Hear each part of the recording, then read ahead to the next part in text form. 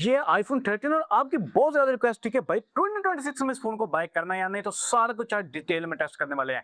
Because iOS 27 भी आ गया और 30% इंप्रूव रहा है, तो क्या ये वाला फोन वाकई आईफोन 16 जितनी परफॉर्मेंस देने लग गया है, सारा कुछ इस वीडियो में टेस्ट करने वाले हैं। नंबर वन, इसके डिजाइन की बात करते हैं तो 13 एंड 14 का डिजाइन आपको एक्जैक्टली सेम देखने को मिलता है, एक फ्लैश को छोड़ के। ओवरऑल डिजाइन में फोन काफी ज्यादा खूबसूरत है, बहुत कंफर्टेबल है, स्लिम फील करवाता है। बैक साइड पे ग्लास देखने को मिलता है, फ्रंट पे भी ग्लास है। तो डिजाइन वाइज ये फोन एक अलग ही कैटेगरी का फोन था, बहुत बिका है ये फोन। जब से ये रेक्टेंगल कैमरास दिए थे ना एप्पल ने, तो डिजाइन पे ज्यादा बात करने की फिक्र है नहीं। डिस्प्ले की बात करते हैं तो यहाँ पे हमें ओएलईडी डिस्प्ले देखने को मिलती है, 6.1 इंच की छोटी सी नोच देखने को मिलती है। ये एक 60 हर्ट्ज का पैनल है, आउटडोर ब्राइटनेस बहुत अच्छी है, इंडोर में भी आपको प्रॉब्लम नहीं आती, डिस्प्ले काफी ज्यादा स्मूथ चलती है एज अ 60 हर्ट्ज। 90 या 120 वाला तो कोई चीज ही देखने को नहीं मिलती, वो तो एप्पल ने 17 सीरीज में जाके दिया है। मीन ये कि आप बेफिक्र होकर से बाय कर सकते हो। अगर ये सोचो कि थोड़े और पैसे डालूंगा तो अच्छी डिस्प्ले मिलेगी, ऐसा सीन ही नहीं है।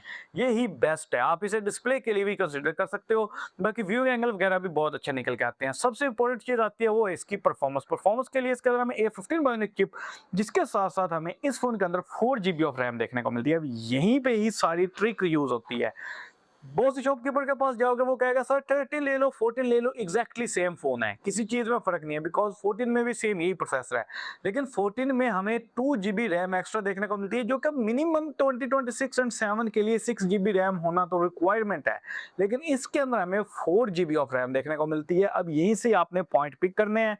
साथ साथ अगर आप प्रोसेसर की बात करते हो, बहुत अच्छा है, जो मर्जी ऑन करोगे फटाक से ऑन करके देगा। डेली यूजर में कॉल व्हाट्सएप वगैरह सब कुछ कर सकते हो। इस फोन में वहाँ इशू नहीं आता। इशू का आता है जब आप एडिटिंग कर रहे हो। अगर आपने कैपकट पे कोई ज्यादा फाइल्स खोली हुई हैं, आप एडिटिंग वगैरह कर रहे हो, आपको कोई दूसरी फाइल चाहिए, आप सफारी पे जाते हो या फिर अपनी गैलरी में या फाइल में कहीं भी जाते हो, तो मोस्टली जब वापस कैपकट पे आओगे वो बैकग्राउंड से कट चुका होगा। मीन्स ये कि अगर आपने कोई प्रोफेशनल यूज करना है तो फिर ये वाला फोन आपके लिए नहीं है, आपको प्रॉब्लम देगा। सेकंड, गेमिंग की बात करते हो तो ये फोन 60 FPS गेमिंग चलाता है, बहुत स्टेबल चलाता है। लेकिन जब आप सारी गेम के रिसोर्सेज डाउनलोड करते हो, कोई स्क्रीन रिकॉर्डिंग करते हो, मीन्स ये कि जहां रैम ज्यादा यूज होती है वहां एकदम से ऐसे बुरे लैग देने लग जाता है, आप खुद परेशान हो जाओगे कि ये ऐसा क्यों कर रहा है, जस्ट ऑफ स्लो रैम। ये एक इशू देखने को मिला है मुझे, जो कि मैंने 13 में अच्छे से नोटिस किया। और ये नहीं कि इस यूनिट में था, ये मैं बहुत से यूनिट्स टेस्ट कर चुका हूँ। सो आपको डेफिनेटली, अगर आपने बहुत हाई एंड काम करना है, फिर ये वाला फोन आपके लिए नहीं है। लेकिन अगर आपने कैजुअल सा काम करना है, रिकॉर्डिंग वगैरह करनी है डेली, अगर हल्की फुल्की डेटिंग करनी है, शॉर्ट एडिट करने हैं, आपने हल्की गेमिंग करनी है, रिकॉर्डिंग्स नहीं करनी, सारी रिसोर्सेज डाउनलोड नहीं करनी, फिर डेफिनेटली आप इसको कंसिडर कर सकते हो। इतना भी बुरा नहीं है, परफॉर्मेंस में है अच्छा। बस जहां प्रॉब्लम दे सकता है वहां मैंने आपको बता दिया। सेकंड, कैमरास की बात करते हो तो बैक पे डुअल कैमरास हैं, दोनों ही 12-12 मेगापिक्सल के हैं, एंड फ्रंट पे भी 12 मेगापिक्सल का कैमरा देखने को मिलता है। लेकिन दोनों कैमरास ही इसके 4K 60 fps पे वीडियो रिकॉर्ड कर सकते हैं। और उसके साथ साथ ये वो पहला आईफोन है, सबसे सस्ता आईफोन है, जिसमें आप सिनेमैटिक वीडियो रिकॉर्ड कर सकते हो, लेकिन जस्ट 1080p के ऊपर। ये भी एक और डिफरेंस है 14 के साथ। 14 में आप 4K पे सिनेमैटिक रिकॉर्ड कर सकते हो, इसमें आप जस्ट 1080p यूज कर सकते हो, फ्रंट कैमरा में भी एंड बैक कैमरा में। बाकी कैमरा रिजल्ट के लिए आज ये जरा आउटडोर में। फीचर्स की बात करें तो इसमें हमें अल्ट्रा वाइड लेंस देखने को मिलता है एंड मेन लेंस देखने को मिलता है, जिसकी जूम मैक्सिमम 5x तक निकल के आती है। वीडियोग्राफी की बात करते हो तो ये वाला फोन 4K 60 fps तक मैक्सिमम वीडियो रिकॉर्डिंग कर सकते हैं अपने दोनों लेंस के साथ, अल्ट्रा वाइड में भी एंड मेन में भी। अब सिनेमैटिक मोड की बात करते हो तो जो ब्लर वाली वीडियो है वो वाला ये वाला फोन जस्ट 1080p 30 fps तक रिकॉर्ड कर सकता है। एंड पोर्ट्रेट की बात करते हो तो वो भी ये वाला फोन जस्ट 2x के ऊपर क्लिक करता है, बाकी पैनोरामा वगैरह देखने को मिलता है। लेकिन एक और ट्रिक है कि जब मैं यहाँ पे जाकर 2x के ऊपर फौरन पोर्ट्रेट में जाता हूँ, तो अभी आपने देखा कि 2x के ऊपर भी इस फोन से हम पोर्ट्रेट ले सकते हैं। तो वो जरा मैं आपको ट्रिक के साथ लेके दिखाता हूँ कैसे आते हैं। ये वाली रिकॉर्डिंग हो रही है 4K 60 fps के ऊपर इस फोन के मैक्सिमम रेजोल्यूशन के ऊपर, जहाँ पे आप देख सकते हो कि फेस की डिटेल्स काफी अच्छी हैं और इस साइड से बैकग्राउंड से काफी ज्यादा हार्श लाइट आ रही है, तो HDR भी ओवरऑल ठीक काम कर रहा है। लेकिन यहाँ पे ये वाला फोन अपने अल्ट्रा वाइड लेंस में शिफ्ट नहीं करता, बाकी फ्रेम नो डाउट हमें प्रॉपर 60 ही देखने को मिलते हैं। अगर फोकस की बात करते हो तो वो यहाँ पे मैं एक बार आपको दिखा देता हूँ। नो डाउट फोकस बहुत ही स्मूथ एंड प्रॉपर देखने को मिल रहा है। जो मैक्सिमम जूम है वो ये वाला फोन 4K के ऊपर जस्ट 3x तक कर सकता है, अल्ट्रा वाइड लेंस में शिफ्ट नहीं करता। एंड स्टेबलाइजेशन की बात करते हो तो इस टाइम मैं चल रहा हूँ, तो स्टेबलाइजेशन का भी आप आइडिया ले सकते हो कि किस तरह की देखने को मिलेगी। हल्का सा लो है स्टेबलाइजेशन, बिकॉज इसमें हमें सेंसर शिफ्ट स्टेबलाइजेशन देखने को नहीं मिलती। ये वाली वीडियो रिकॉर्डिंग हो रही है इस फोन के अल्ट्रा वाइड लेंस के अंदर 4K 60 fps के ऊपर, जो इसकी मैक्सिमम रेजोल्यूशन है। इस टाइम मैं चल रहा हूँ, स्टेबलाइजेशन का आप आइडिया ले सकते हो। तो आपने कोई व्लॉगिंग करनी है तो कुछ ये वाले फ्रेम्स आपको देखने को मिलेंगे। मैंने बहुत फास्ट मूव किया बैकग्राउंड पे ताकि आपको इसके FPS की समझ आ सके। तो अगर आप इस तरह मूव करके जूम करके दिखाना चाहो तो जस्ट आप 1.5x तक जूम कर सकते हो। सेम ये फीचर हमें 14 में भी देखने को मिलते हैं and iPhone 12 pro and pro max में भी देखने को मिलते हैं। उनमें भी हम 4K के ऊपर शिफ्ट नहीं कर सकते लेंस में। अब ये वाली रिकॉर्डिंग हो रही है 1080p के ऊपर। इसको दिखाने का जस्ट मेन मकसद ये था कि यहाँ मैं मेन लेंस में भी जा सकता हूँ एंड अल्ट्रा वाइड लेंस में भी आ सकता हूँ और मैक्सिमम जूम 3x तक कर सकता हूँ।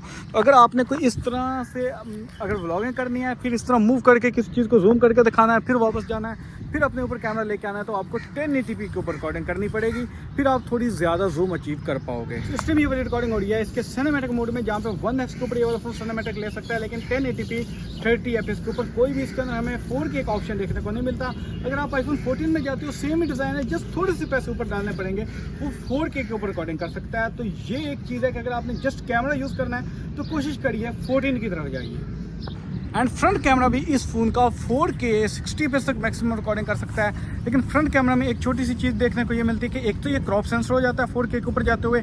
स्टेबलाइजेशन ठीक है, आप देख सकते हो मैं इस टाइम चल रहा हूँ एंड बैकग्राउंड को हल्का सा नहीं, थोड़ा ज़्यादा ब्लर करता है। लेकिन ये देखो कि जैसे जैसे मैं मूव कर रहा हूँ, HDR काम कर रहा है लेकिन हल्का सा स्लो है। ये 14 में थोड़ा और बेहतर हो गया है। खैर एप्पल में 16 तक ये HDR का प्रॉब्लम रहा है, तो उससे मैं ज़्यादा शिकायत नहीं करूँगा। फ्रंट कैमरा रीज़नेबल है एंड फ्रंट कैमरा में आप कुछ इस तरह की सिनेमैटिक वीडियो भी रिकॉर्ड कर सकते हो 1080p 30 fps के ऊपर।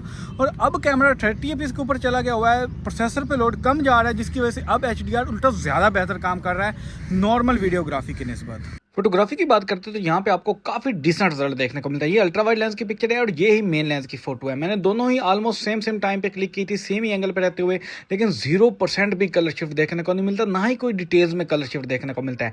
मीन्स ये कि अगर आप एक ऐसा पर्सन हो जिसने ultra wide lens and main lens को यूज करना है, जूम बिल्कुल ही नहीं करनी, तो डेफिनेटली आप इस फोन की तरफ जा सकते हो। आपको बहुत ही डिसेंट किस्म के पोर्ट्रेट्स फोटोज ये वाला फोन प्रोवाइड कर देता है। पोर्ट्रेट्स मेरे मुंह में आ ही गया है, तो पोर्ट्रेट में इसमें 2x पे भी क्लिक कर सकता हूँ। हालांकि डेडिकेटेड जस्ट 1x देखने को मिलता है और मैंने बहुत सी फोटो 2x पे क्लिक की हैं। उनका रिजल्ट मैं जरा आपको आगे चल के दिखाता हूँ। थोड़ी सी यहाँ पे आप लैंडस्केप चेक कर लें, कलर्स ऑन पॉइंट है, ना बहुत ज्यादा बूस्टेड है, शेडो एरियाज ऑन पॉइंट देता है ये वाला फोन। आपको एक अच्छी पिक्चर देखने को लगती है, यूं लगता है कि आपने ना तो कोई बहुत हाई एंड फोन से क्लिक की है, ना ही आपने किसी बहुत लो एंड फोन से क्लिक की है। एक डिसेंट टाइप की फोटो आपको दे देता है। ये आगे इसकी पोर्ट्रेट, यहाँ पे ये 1x का रिजल्ट है, आप देख सकते हो कैसा डेप्थ देखने को मिलती है। और यहाँ पे मैंने 2x पे क्लिक कर दिया था कैमरे को। यहाँ पे डेफिनेटली एज डिटेक्शन में हल्की हल्की प्रॉब्लम तो देने लग जाता है, जैसे यहाँ देखो 1x में एज डिटेक्शन वगैरह ठीक है, लेकिन जैसे ही मैंने यहाँ 2x पे शिफ्ट किया तो यहाँ पे आपने देखा डिटेल्स थोड़ी कम हो गई। और ये जो बैकग्राउंड ब्लर है ना, अगर आप डेडिकेटेड 2x लेंस से शिफ्ट करते हो तो बैकग्राउंड ब्लर ज्यादा होता है, लेकिन जब आप ट्रिक लगा के 2x पे जाते हो तो फिर बैकग्राउंड ब्लर नहीं बढ़ता। बस ये है कि आपके पास डेप्थ 2x वाली आ जाती है। ये है कि दिल को तसल्ली हो जाती है कि मैंने पोर्ट्रेट 2x पे क्लिक की है। लेकिन एक छोटी सी ड्रॉबैक देखने को मिला है कि जितनी ज्यादा इमेज प्रोसेसिंग आजकल हमें बाकी फोन में देखने को मिली है, इसमें उतनी नहीं है। जो आपके पास व्यू फाइंडर में आ रहा होता है, जब पिक्चर क्लिक करते हो देखते हो, सेम वैसी ही फोटो निकल के आती है आपके सामने। तो कुछ ऐसा सा रिजल्ट इसका देखने को मिलता है। तो डेफिनेटली फोटोग्राफी के लिए ये वाला फोन जिस प्राइस में आता है रीजनेबल है, लेकिन थोड़े से पैसे और डाल के 14 की तरफ चले जाइए, तो उसमें आपको जब आप ये 2x पे जूम करोगे ना, तो ज्यादा बेहतर रिजल्ट हासिल कर पाओगे। सैंपल आपने देखे, उम्मीद समझ आ गया होगी कि वीडियो रिकॉर्डिंग के लिए ये फोन बहुत अच्छा है, पोर्ट्रेट्स के लिए नॉर्मल है। 14 इससे ज्यादा अच्छा पोर्ट्रेट्स ले पाता है बिकॉज वो पोस्ट प्रोसेस करता है, इसमें पोस्ट प्रोसेसिंग देखने को नहीं मिलती। बाकी अल्ट्रा वाइड लैंडस्केप की फोटोज वगैरह बहुत अच्छी क्लिक कर लेता है ये वाला फोन। तो कैमरास के लिए आप इस फोन को जरूर कंसीडर कर सकते हो, काफी बेहतर एक सॉलिड ऑप्शन है। बाकी फ्रंट कैमरा भी ठीक काम करता है। बैटरी टाइमिंग की बात करते हो तो सुबह चार्ज करोगे तो ये वाला फोन आपको तकरीबन 4-1 बजे दोबारा चार्ज करना पड़ेगा। बैटरी टाइमिंग 12 सीरीज की 13 सीरीज की अच्छी है, यहाँ इशू नहीं दिया इसने मुझे। चार्जिंग टाइम भी काफी अच्छा निकल के आता है, लेकिन ये है कि माइक्रो यूएसबी देखने को मिलती है, डुअल स्पीकर ऊपर और नीचे देखने को मिलता है। बाकी कॉल कनेक्टिविटी वगैरह बहुत अच्छी है। iOS 27 के ऊपर बहुत ज्यादा स्मूथ हो जाएगा ये वाला फोन, लेकिन अभी मैंने इसमें iOS 27 अपडेट नहीं किया बिकॉज बिल्कुल इनिशियल बीटा चल रहा है, तो वहाँ पे हो सकता है कि ये फ़ोन 4GB रैम होने की वजह से थोड़ी इशू दे। लेकिन iOS 27 ऑप्टिमाइज ही 4GB रैम वाले फ़ोन्स के लिए है, तो आप ये बेफिक्र होकर बाय कर सकते हो। आपके 2 साल आने वाले ये फ़ोन डेली यूजेस में स्लो नहीं होने वाला, वहाँ आपके सारे काम करवा जाएगा। उम्मीद है समझ आ गई होगी। कोई चीज़ रहेगी और नीचे कमेंट में ज़रूर पूछ सकते हो, बस जहाँ पे इशू था वो मैंने आपको हाईलाइट कर दिया। और अपने भाई को दीजिए इजाज़त, मिलते हैं नेक्स्ट बहुत इंटरेस्टिंग वीडियो में, तब तक के लिए अल्लाह हाफिज़।